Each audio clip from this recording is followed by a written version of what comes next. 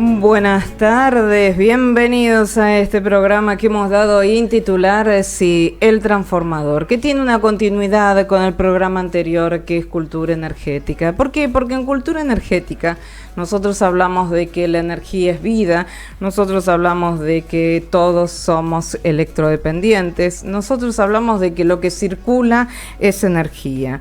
Y circula energía positiva, circula energía negativa, en definitiva la vida misma y la otredad en el otro.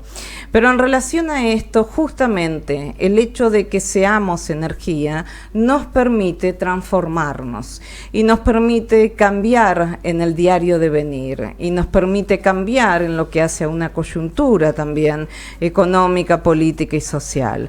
Nos permite la posibilidad de esta transformación, formar nuevamente en muchos aspectos de los cuales nosotros teníamos a veces ciertas repeticiones, a veces mal ubicados, a veces de una manera en la cual integramos el conflicto.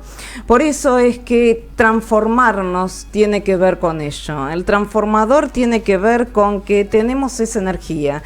Tenemos la energía para transformarnos, tenemos la energía de vida y tenemos la transformación que está habilitada a cada uno de nosotros. Y en esa transformación es un devenir y puede llegar a ser un porvenir también. Transformar, formar, adaptar nuevas formas y darnos cuenta muchas veces de qué somos, qué queremos ser, hacia dónde vamos. Y a veces necesitamos saber de dónde venimos. Buenas tardes, bienvenidos a El Transformador.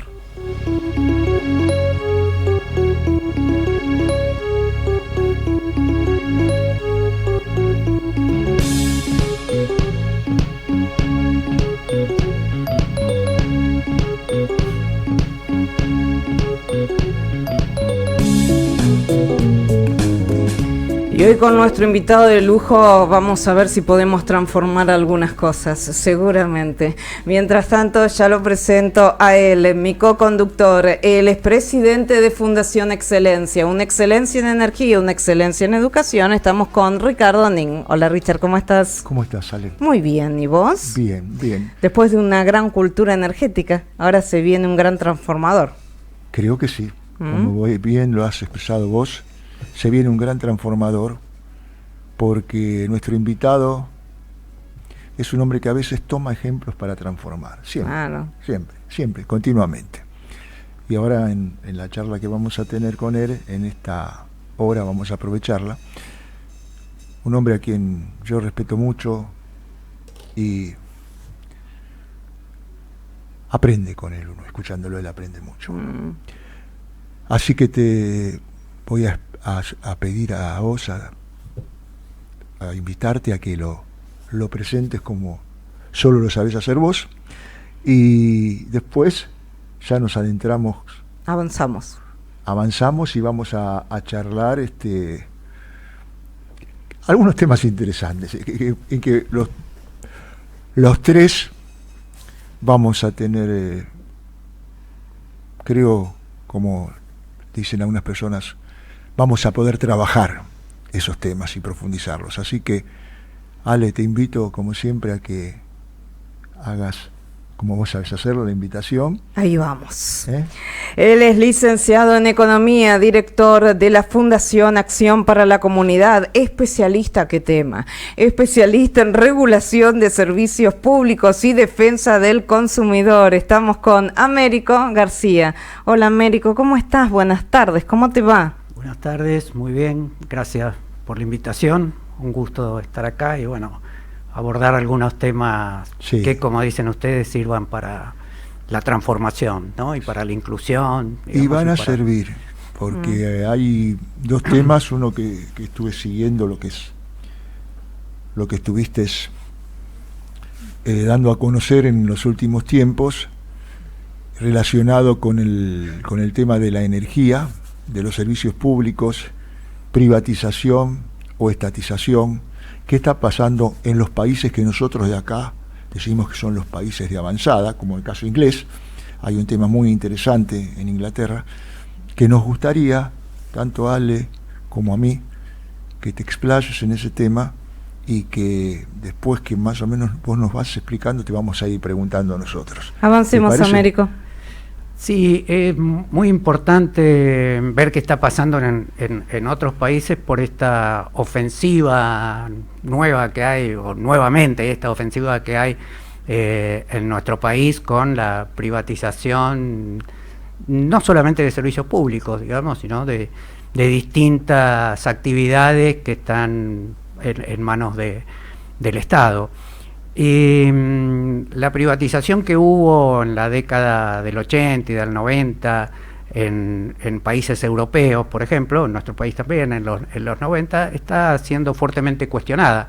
Hoy están votando los británicos y uno de los temas de la campaña electoral ha sido precisamente el fracaso y el cuestionamiento a las privatizaciones de Margaret Thatcher. Sí. Uno de esos temas ha sido la privatización del agua, por ejemplo, de una empresa, Thames Water, una empresa importante, que abastece ciudades importantes de Inglaterra, y que está cuestionada por tarifas altas, por un gran endeudamiento del cual le resulta difícil salir, y por prestar servicios de baja calidad. Claro, eso es uno de los puntos del laboralismo que hoy aparentemente Reino Unido se va a pintar de rojo al respecto. Exactamente, y esto no es nuevo, digamos, antes, bueno, digamos que en Reino Unido, por ejemplo, Escocia no privatizó el agua. Claro. Exactamente, es así. En Gales ha habido también cuestionamientos y la vuelta de algunas empresas que habían sido privatizadas a un sistema de tipo comunitario, sí. Porque yo creo que en esto también hay que, nosotros usábamos una palabra, mucho no me gusta, y a veces hay que explicarla, que es la desprivatización. Sí. ¿Por qué? Para contraponerla a la cuestión de la estatización, porque acá parece que la polémica es Estado-mercado o Estado-empresa privada, y a mí me parece que hay otras formas.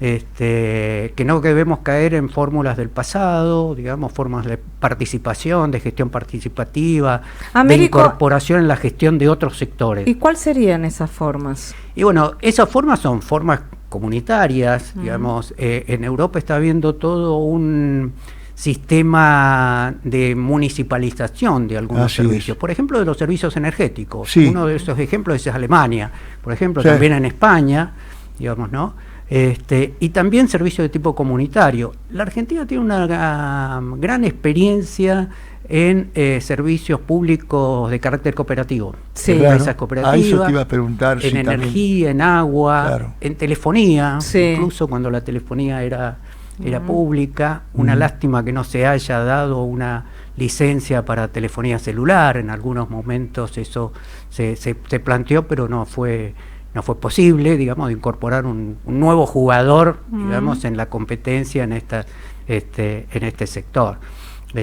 O sea que hay nuevas formas, yo creo que hay que explorar esas formas nuevas de participación. Bueno, acá una de las empresas que se pretende privatizar es AISA. La privatización de obras sanitarias en la Argentina en los años 90, en el año 93, fue un fracaso. Exactamente, por eso se fueron los franceses en su momento. Y además vos nombrás a obras sanitarias. Bueno, yo la tengo en el corazón porque mi abuelo paterno fue funcionario de obras sanitarias de la Nación. Y cuando vos nombrás a esta empresa inglesa, debemos recordar también a nuestros oyentes que cuando se comenzó a trabajar todo el desarrollo de las aguas corrientes, como se llamaba antiguamente, en la Argentina, principalmente acá en Ciudad de Buenos Aires, quienes llevaron adelante el asesoramiento y gran parte de las obras fueron empresas inglesas, ¿no? Eso por un lado. Y por otro lado, yo te quería, si me permitís, hacer una pregunta, porque esto que nos estás contando a nosotros, lamentablemente, aquí no hay muchos que lo informen. Nos muestran o nos quieren mostrar que Europa y que los países, los grandes países desarrollados como Alemania, como Inglaterra, no están en eso, sino están en las privatizaciones y bueno, y no es así. Fíjate que ha fracasado todo eso. Y además no cuentan algo que es lo más grave. Vos recién estabas hablando de la parte de las empresas energéticas. Las grandes licencias que tienen en la Argentina capitales extranjeros, como por ejemplo los italianos, en su momento fueron los españoles, los franceses la tuvieron también en el tema de aguas y también en el tema de energía, caso de Noro. Cuando yo te nombro esas empresas, allá son empresas estatales, no son empresas privadas. Acá vienen como privados, como inversores. Pero vos tenés, por ejemplo, a los franceses, Electricité de Francia, que una empresa de punta en Europa, que es una empresa del Estado francés. Y si vos observás también a los italianos que están aquí en el sur, es una empresa estatal. Y cuando estaban los españoles, también eran empresas estatales. Y nosotros acá conocemos Telefónica. Telefónica es el nombre de la empresa estatal de telefonía de España, Telefónica. Bueno, acá vinieron diciéndonos que el cambio era la privatización, pero los grandes inversores fueron estados, fueron gobiernos de los estados, no fueron entes privados. Es interesante eso, ¿no? ¿Qué nos puedes decir? Américo, te hago una pregunta en relación a lo que dijo Ricardo. ¿El mundo privatiza o tiene servicios públicos? Buena pregunta. Bueno, hubo toda esta ola que estábamos diciendo en los años 80, 90, donde en Europa fundamentalmente las empresas, tal como decía Ricardo, las empresas de servicios públicos eran estatales. No solamente servicios públicos, otras como las empresas petroleras, claro, por ejemplo, empresas incluso productoras de bienes, digamos, donde los estados tenían participación, en la Renault francesa, claro, por ejemplo. ¿no? Exactamente, la Renault francesa. Bueno, vino toda a raíz de la crisis mundial de los años 70, la llamada, mal llamada para mí, crisis del petróleo, digamos, una crisis del capitalismo internacional en esos años. Hubo toda una ofensiva del pensamiento neoliberal, digamos, en contra de la intervención del Estado, y eso originó esa ola de privatizaciones. En Estados Unidos, por ejemplo, hay muchas empresas, digamos, de carácter estatal también, sí, digamos, sobre todo estaduales, sí, digamos, ¿no? En los estados, lo que nosotros llamamos estados provinciales, claro, digamos, donde sobre todo en el tema del agua, y donde hay empresas privadas, hay una muy fuerte regulación. Bien. Digamos, ¿no? Y eso es otra de las cosas que en la Argentina no se implementaron bien, los sistemas de regulación que son, y yo diría en América Latina, donde se privatizó, que los sistemas de regulación han sido muy débiles.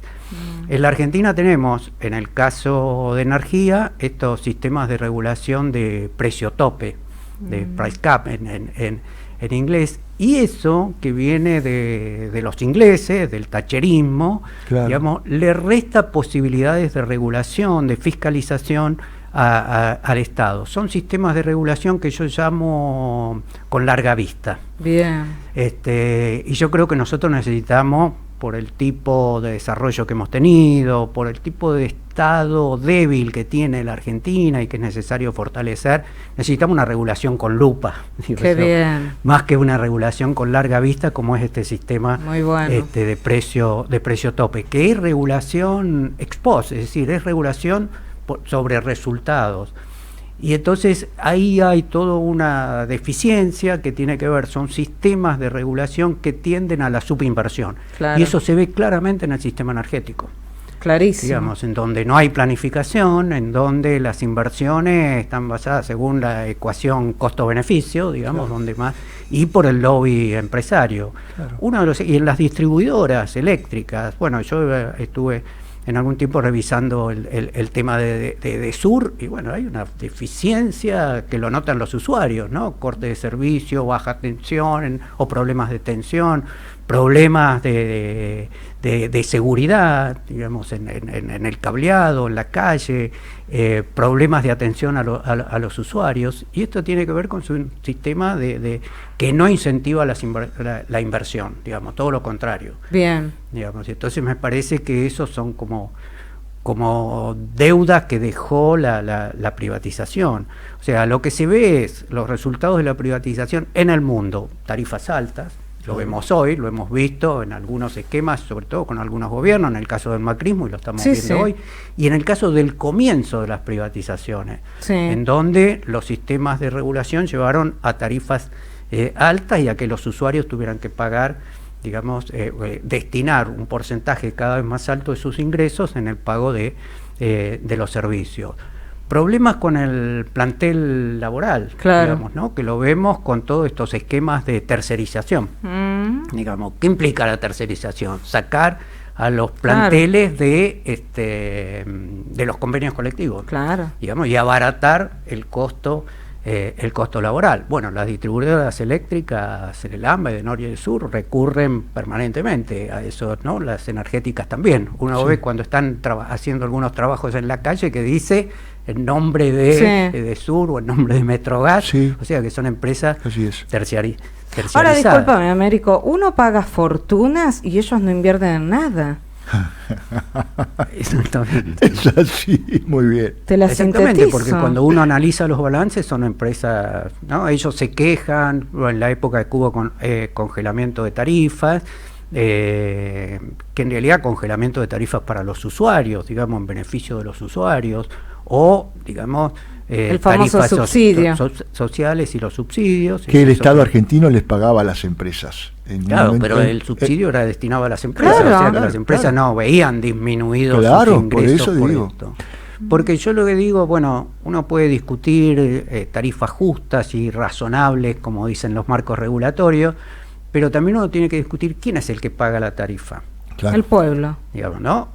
Bueno, una parte puede pagar el pueblo y otra parte, digamos, el Estado, sobre todo en aquellos sectores, claro. Hoy es el pueblo. Sí, una parte todavía sigue subsidiada. Sí, digamos, ¿no? No han sacado, bueno, hay una reducción de subsidios porque las tarifas están aumentando fuertemente por aumentos, digamos, que hubo por el retiro de los subsidios, y por una serie de maniobras que se han hecho, aumento de los cargos fijos, digamos, y además se ha disminuido la parte de consumo que se subsidiaba. Ahora, Américo, esto es como las prepagas. A ver, las prepagas dijeron, vamos a devolverle a aquellos que tienen la prepaga un 2% de manera anual y aumentamos lo que queremos. Es decir, al final te están aumentando, no te están devolviendo nada. En cierto modo, cuando te dicen en algún lugarcito que te subsidian, no te están subsidiando nada. Exacto, y además hay que ver una cosa de fondo, ¿no? Que un poco la decían ustedes en la presentación del programa, que los servicios públicos son servicios básicos, servicios esenciales para la vida, para la sobrevivencia, para el bienestar, para el acceso al trabajo. Ahora, Américo, no puede estar sometida a las leyes del mercado. Los electrodependientes la están pasando muy mal. Exactamente. Claro, y ahí porque hay una, bueno, esto es parte de la, si se me permite la expresión, de la crueldad de la política de este gobierno, digamos, ¿no? O sea, los electrodependientes, los enfermos oncológicos, los jubilados, digamos que el ajuste que están haciendo supuestamente para bajar la inflación recae en los sectores, digamos, más vulnerables. Exactamente. Esto está muy claro. Américo, vos tenés todo un conocimiento en lo que es servicios públicos y tenés de servicios públicos / privatizaciones, pero también del consumidor. ¿En qué situación está hoy? Ha habido un retroceso muy grande, ¿no? Vos mencionabas recién el tema de las prepagas y ahí se ve cuál es el retroceso que ha habido en materia de aplicación de las leyes, porque la Argentina había tenido una evolución interesante en el tema de defensa del consumidor. Una buena legislación, digamos que se fue la legislación desde los años 90, que no fue muy buena al principio, hubo vetos, hubo una serie de inconvenientes en esa legislación que después se fue mejorando a través del tiempo.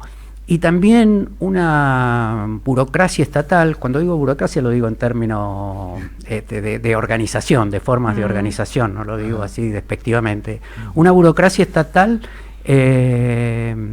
concientizada sobre este tema, ¿no? De la línea del Estado, de las jerarquías, digamos, de de los empleados de línea del Estado que estaban identificados con este tema. Una descentralización importante, provincias que habían tomado este tema, incluso con legislación propia y avanzada, como el caso de la provincia de Buenos Aires, descentralización en los municipios que funcionaban muy bien en este tema, y organizaciones de defensa del consumidor, digamos, que tenían cierta presencia y cierto accionar y cierta influencia en las decisiones de políticas públicas. Bueno, parte de esto se ha ido perdiendo. Claro. Me comentaba gente que ha hecho reclamos por el tema de prepagas, y bueno, reclamos no judiciales, sino administrativos, y bueno, que no se llega a nada en eso, ¿no? Hay, digamos, como una vuelta atrás en esto. Y eso es, y cierta impunidad de las empresas. Ahora, la defensa al consumidor en los servicios públicos, ¿cómo está? Bueno, ahí hay distintos mecanismos de regulación, y en algunos casos, si bien la ley de defensa del consumidor originalmente había no excluido, pero relativizado su aplicación en el tema de los servicios públicos. Eso se fue superando, digamos, todo está incluido dentro de la ley de defensa del consumidor, salvo los servicios de los profesionales matriculados. No sé por qué, alguien dijo una vez, bueno, porque las leyes las hacen los profesionales, y entonces se autoexcluyeron, pero todos los demás, producción de bienes y provisión de servicios, está incluido dentro de la ley de defensa del consumidor, por lo tanto los servicios públicos también. Pero también están los entes reguladores, claro, digamos, ¿no? Y ahí hay una serie de problemas. Si bien hay participación de las asociaciones de consumidores dentro de los entes reguladores, bueno, según el tipo de gestión, digamos, y la orientación de la gestión gubernamental, los entes reguladores a veces han estado más cerca de las empresas que de los usuarios. Vos sabés que esto que estás diciendo, fíjate, Ale, lo que él nos está expresando, es así. Cuando se crea el ente regulador de energía eléctrica, se crea con una visión de que cumpla equilibradamente todo para el consumidor como corresponde y para las empresas, que las cosas funcionen. Y para que las cosas funcionaran, quienes estuvieron en la creación de ese ente decían que tenían que estar representados todos, la comunidad en sí, la empresaria y la otra de la cual nosotros estamos hablando. Lamentablemente, quienes tomaron posesión de ese ente regulador fueron las cámaras, ¿no? Y ese ente regulador representaba más a las empresas que a la sociedad en sí. Y una de las personas de la cual tengo el honor, que me ha dado su amistad hace muchos años, que fue quien creó ese ente, ese ENRE, a los 8 o 10 meses renunció y se fue, porque dijo, la misión que tenía el ente de regular no la va a cumplir y cada vez esto va a ser peor. Y así fue en la etapa dura del menemismo, y así siguió. Cambió un poco cuando vino la etapa de Néstor Kirchner y de Cristina Kirchner, pero así todo hubo mucha presión de las empresas. Ellos siempre tuvieron un poder real por medio de sus cámaras, ¿no? Tanto los generadores como los de transmisión como los de distribución. Y fíjate vos, algo que recuerdo también, que está relacionado con esto, es que cuando vino la etapa de las privatizaciones, se dijo que quien estaba en la rama de la generación no podía estar en la distribución, y quien estaba en la rama de la transmisión no podía estar ni en distribución ni en generación. Y hoy, ya esto viene hace tiempo, vos tenés que están manejando la distribución y la generación capitales que representan el todo por el todo, ¿no? No es que no se puede. Dentro de la ley se dijo que no se podía, pero esa ley no se respetó. Y si vamos a ver quiénes son los dueños de puertos, si vamos a ver quiénes son los dueños de costaneras, si vamos a ver quiénes son los dueños de Dock Sud, y sucesivamente nos vamos a dar cuenta que aparece gente que está en las distribuidoras y que está en las generadoras, y en algunos casos también en las transmisoras, ¿no? O sea que todo lo que se hizo para defender al consumidor, porque en el fondo lo que se quería era que los consumidores tuvieran un buen servicio de calidad, pero al mismo tiempo las garantías, y las garantías las daban esas leyes que se implementaron en un primer momento. No se cumplieron. ¿Qué nos podés decir de esto? Exactamente, vos lo dijiste muy bien, y incluso en el tema de participación y representación de los usuarios, ¿no? Claro. Por ejemplo, bueno, el tema de las audiencias públicas. ¿Y para qué digamos que es pública? Claro, que sería un mecanismo, un importante mecanismo de participación, en tanto y en cuanto esté bien implementado.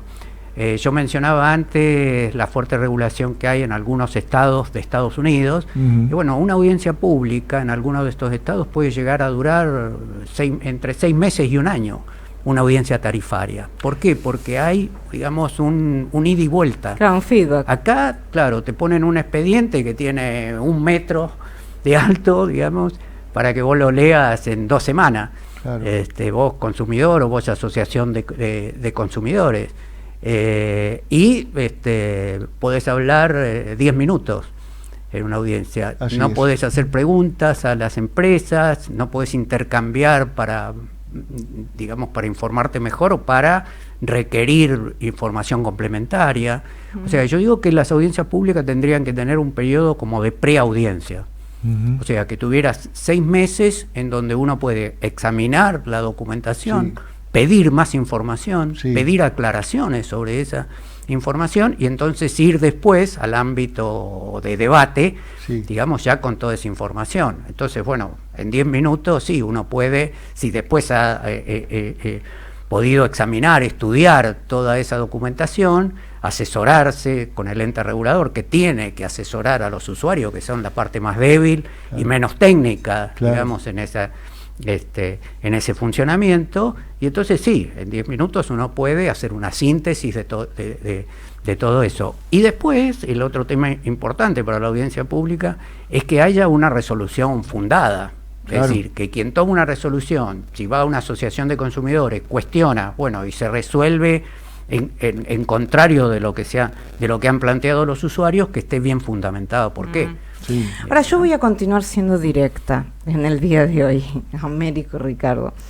Yo desde hace mucho tiempo, con respecto a entes reguladores, escucho que hay condonación de las deudas para las empresas. Ahora, yo, si no pago la luz, me la cortan.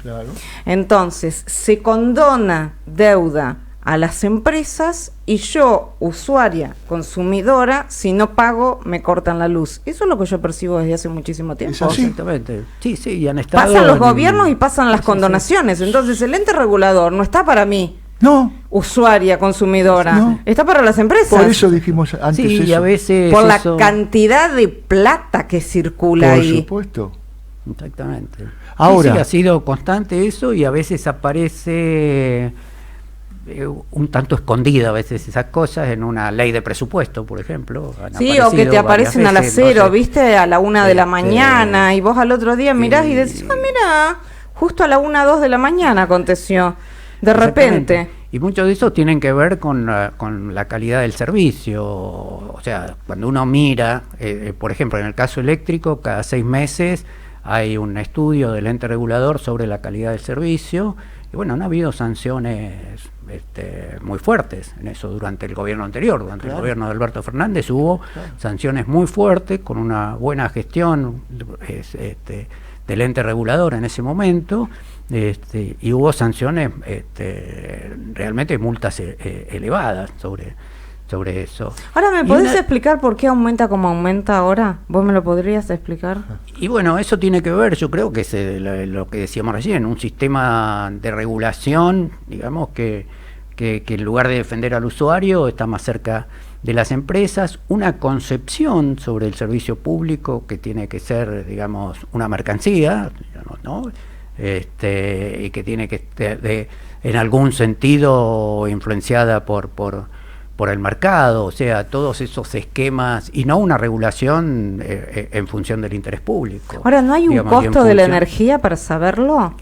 Y bueno, eso es otro de los cuestionamientos, ¿no? O sea, ¿cuál es el costo de generación? Claro, cada uno te lo dice según la posición que está ocupando. El otro día en la discusión, y tampoco sobre lo que se llama el costo del gas en boca de pozo. Claro, también. ¿No es cierto? El costo hubo, incluso en la discusión de la ley base, hubo una pregunta que hizo un senador al secretario de Energía y él ¿no la contestó? No la pudo contestar. Vos decís de Chirilo. Claro, que él no pudo contestar esa pregunta de cuál era el costo. Y entonces, bueno, hay alguien que no tiene idea. Exacto. Y además en estos temas, digamos, uno no se puede guiar, en el caso de los combustibles, por ejemplo, del petróleo, por el precio internacional. Claro. Porque en un recurso natural, como es el petróleo, como es el gas, como es la minería también, el precio está fijado en función del costo más alto.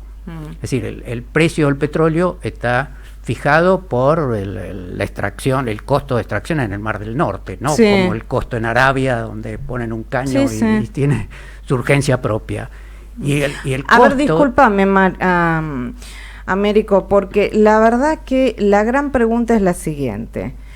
Yo, como consumidora y como usuaria, cuando aumentan la energía, a mí me tendrían que decir por qué la están aumentando, en base a qué la están aumentando, cuál es el costo real de la energía, por qué se aumenta la energía y en base a qué. Me parece que mínimamente es lo que necesitamos cualquiera de las personas que estamos pagando. Claro. Acá te dicen, hay un aumento de un 150, 200, 300% y nosotros decimos, bueno, voy a pagarlo. No lo entiendo. O si no lo pagaste, lo cortan. O si no, tengo menos horas el caloventor y tengo 1 hora y tengo una gripe terrible y me voy a comprar el medicamento que también... Y es todo como un círculo vicioso. Claro. A lo que sucede es... lo que está diciendo Ale está muy bueno para decir que la realidad es que no te pueden decir por qué sí o sí están presionados a aumentar la energía. No te lo van a reconocer. Lo que sucede es que en este momento, esos inversores que tenemos acá, que son entes, como dijimos antes, estatales, la crisis que existe en sus países hace que busquen divisas y que llegue más dinero, necesitan más dinero allá. Entonces, apretan a la sociedad que tienen bajo su poder, en este caso la sociedad argentina. Estamos hablando, por ejemplo, de las empresas de energía, pero podríamos hablar de otras cosas. Esa es la realidad. Lamentablemente nosotros, como usuarios, no recibimos ninguna explicación, y si nos dicen algo... yo te digo que nos dicen, Ricardo, ¿querés que te diga? Los precios están atrasados. Y bueno, es lo único que te dicen. Bueno, ¿sabes por qué? Claro, pero ¿por qué te dicen eso? Está muy bueno lo que decís, Ale, muy bueno. ¿Sabes por qué? Porque cuando se apretó un poco por medio de la regulación este tema, a pesar de que ellos plata no perdieron nunca, no tenían la libertad absoluta de decir quiero esto, y quiero esto, y se lo hacía, como se lo está haciendo ahora, o como se lo empezó a hacer en el gobierno de Macri. Pero... Ahora yo me pregunto algo, Ricardo, y también Américo. Si fuera tan malo y tan deficitario el tema de la energía y de lo que fuera, ¿por qué tanto se pelean por comprarlo?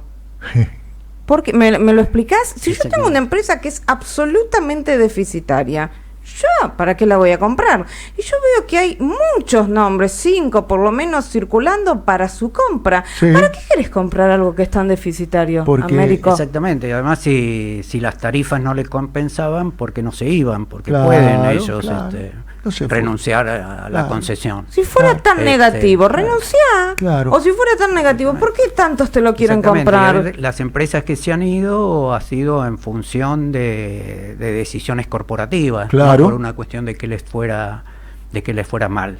Claro, digamos, por lo menos en la Argentina. Es decir, que no es tan deficitario. Ha sido así. Y en algunos casos. Y después, como son temas muy técnicos a veces, ¿no? Porque vos decías, bueno, porque me expliquen por qué me aumentan. Bueno, hay temas, como son temas muy, muy técnicos, ahí a veces se deslizan una serie de maniobras. Cuando fue durante el gobierno de Macri lo que se llamó la regulación tarifaria integral, o sea, volver al esquema de las leyes de privatización que siguen vigentes en la Argentina desde los 90, hubo una serie de maniobras que después fueron explicitadas en algunos informes que se hicieron, tanto de la AGN como de los entes reguladores que fueron intervenidos en la gestión de Alberto Fernández, y ahí se demostró que habían empresas, en el caso del gas, por ejemplo, que habían pedido una actualización tarifaria, pero no sé, sumaban los índices de precios, claro, digamos, para hacer, claro, digamos que se había convalidado una sobreestimación de costos y de capitales que llevó a un exceso de aumentos tarifarios, y yo creo que algo de eso está pasando hoy también. Bueno, pero los aumentos tarifarios te aumentan, pero después te dicen que los sueldos de los jubilados están equiparados con el 4% de inflación. Claro. Es joda. Sí. Bueno, han equiparado ahora con la inflación después de un 30% de deterioro. Claro. Eso hay que decir. Entonces, a partir de ahora nos están actualizando, yo estoy jubilado también, claro, nos están actualizando por el índice de precio, pero después de un deterioro. ¿Pero vos me comprendés, Américo? Digamos, eso es, la pregunta es. Y además, bueno, en el caso de las tarifas, también hay un sistema de actualización mensual. Sí. Y además, yo tengo algún dato acá, a ver si no me pierdo en estos papeles que traje, porque una de las cosas que ha aumentado fuertemente son los cargos fijos. Sí. Y esto influye sobre todos los usuarios, claro, porque una forma de defenderse de los aumentos tarifarios es, bueno, consumir menos. Claro. Me abrigo más y bajo, digamos, la estufa, pero el cargo fijo lo tengo que pagar igual. Está igual. Y el cargo fijo, a ver si encuentro acá las cifras, en algunos casos ha subido, digamos, exponencialmente. Digamos, ¿no? Y entonces, y eso lo tienen que pagar todos. Y además han unificado el cargo fijo. Ustedes recordarán, el que nos está escuchando por ahí, cuando hubo esa segmentación de tarifas, ¿no es cierto?, para sectores de altos ingresos, para sectores de bajos ingresos y sectores de ingresos medios. Bueno, el cargo fijo se ha unificado, es igual para todos. Digamos, entonces, a quien más perjudica es a los sectores que consumen menos. Igual, disculpame. Porque en realidad el costo, si yo divido lo que consumo por lo que pago en total, o sea, sumando cargo fijo y cargo variable, digamos, el costo por kilowatt o por metro cúbico, claro, lo sigo pagando todos igual. Y le resulta más caro el que consume menos. Exacto, porque es un costo fijo. Vos tenés un costo fijo de tanto número, yo consumo menos, ¿y por qué voy a tener un costo fijo? Claro. Si a lo mejor ni siquiera llego a ese costo fijo, claro, ¿por qué me lo están cobrando? Ahora, otro tema, Américo, ¿por qué se realiza tan mal la segmentación de tarifas? Bueno, esa fue una idea interesante en términos porque yo digo que en el tema de los subsidios tenemos que ver bien a quién subsidiamos, claro, digamos, ¿no? Yo creo que hubo algunos errores en eso, de tener una tarifa general que terminaba subsidiando a todos y que terminaba subsidiando sectores que podían pagar una tarifa más elevada. Entonces, el tema de la segmentación era una idea interesante para decir, bueno, hay sectores que pueden pagar esta tarifa, no lo subsidio, hay sectores que subsidio menos y hay sectores que sí, claro, tengo que subsidiar. Lo que pasa es que esos sistemas tienen que ser, yo digo que hay dos formas de encarar eso. Una es con criterios generales, voy a decir algo que no está en la segmentación, pero, o sea, subsidio a todos los jubilados, digamos, de una manera. O subsidio, digamos, más personalizado, a partir de los ingresos de los distintos sectores, o sea, a partir de acá subsidio, a partir de acá... Claro. No, pero eso necesita todo un seguimiento. Claro. Y eso necesita recursos. Claro. Recursos porque tengo que tener un plantel que me esté analizando un organismo eso, de control, verdaderamente. Y que esté fiscalizando que eso está bien. Claro. Porque si no, cometo errores de incluir gente que no tendría que incluir en el subsidio, o excluir gente que tendría que estar claro. Y que porque tomé mal cuáles claro. Son los parámetros claro. A partir del cual defino el subsidio, lo dejo afuera. Américo, una pregunta, porque yo las estoy escuchando y aparecen. Hoy estábamos hablando de las audiencias públicas. Uno ha asistido a audiencias públicas, uno a veces expresó su idea en ese tiempo muy cortito que tiene para hacerlo, pero la pregunta que te hago desde tu punto de vista, ¿para qué sirven las audiencias públicas? Si todo lo que expresamos después no tiene ningún fundamento, no se escuchan y no se aplica nada. ¿Para qué sirven las audiencias públicas? Sí, sí, es lo que yo decía antes, es así como está hoy en la Argentina, es una puesta en escena, digamos, tienen que cumplir con eso porque están los marcos regulatorios y porque hubo decisiones judiciales, o sea, cuando no hubo audiencias públicas, en algunos casos hubo planteos judiciales y la justicia resolvió, ya hay jurisprudencia sobre eso, que para aumento de tarifas, por ejemplo, tiene que haber audiencias públicas previas. Entonces, bueno, tienen que cumplir con eso y entonces lo hacen para cumplir. Pero por eso yo decía de ciertos requisitos que son, primero que haya información de que va a ser la audiencia pública, que haya convocatoria, que haya un periodo de preaudiencia y que cuando se decida sean decisiones fundadas. Claro, claro. La audiencia pública, esto es un tema polémico, algunos plantean que la audiencia pública tiene que ser vinculante. Exactamente, eso es lo que te iba a decir. Digamos, la pregunta es de qué manera, o sea... claro, vinculante a qué. Tienen que ir a votar los usuarios, digamos, cuál es la representación en eso, es para discutir, es todo un tema, digamos, de cómo lo hago operativo a eso. El concepto es interesante, bueno, de lo que se discute en la audiencia, si todos están en contra, si hay una mayoría que está en contra del aumento o relativice el aumento que propone, que postulan las empresas, bueno, ¿de qué manera lo resuelvo? Digamos, ¿cómo hago operativa la audiencia pública? Américo, ha sido difícil. Un placer tenerte, se nos fue el programa. Lo último que te quiero preguntar es, director de la Fundación Acción para la Comunidad, ¿es así? Así es. ¿Cómo podemos ingresar? Eso nosotros tenemos una página web, www.fapc.org. No, repetímela. Bueno, Fundación Acción para la Comunidad, FAPC. Muy bien. www.fapc, las siglas.com.ar, porque exacto. Muchos de los oyentes que nos dejan mensaje se pueden poner en contacto con ustedes a través de esta página. Exactamente, y ahí hay algunas notas sobre estos temas de servicios públicos. Y por último, ¿cómo nace esta comunidad? Porque es una comunidad esta fundación. Sí, es del siglo pasado, digamos, del año 97. Mira que justo en el 97. Que surgió, digamos, a raíz de cambios políticos que había en la Argentina, para formar cuadros, digamos, políticos, sociales, y en ese momento de posibles funcionarios. Claro. Digamos, bueno, ahora trabajamos en temas sociales, en temas comunitarios. www.fapc.com.ar. Ingresemos todos. Américo, ha sido un placer tenerte. Sos igual brillante. Para mí. Gracias por la invitación. Gracias por todo y gracias por tanto, Américo. Muchísimas gracias. Américo, un honor. Y nos encontramos mañana de 14 a 15 con otro programazo, pero de cultura energética. Tenemos las mesazas también de los días viernes. Tenemos los jueves con cultura energética, el transformador, y los viernes seguimos con cultura energética. Ahora quédate que sigue Educar con el Corazón y después mucho, pero mucho, mucho, mucho más. Chao, gracias, los amamos.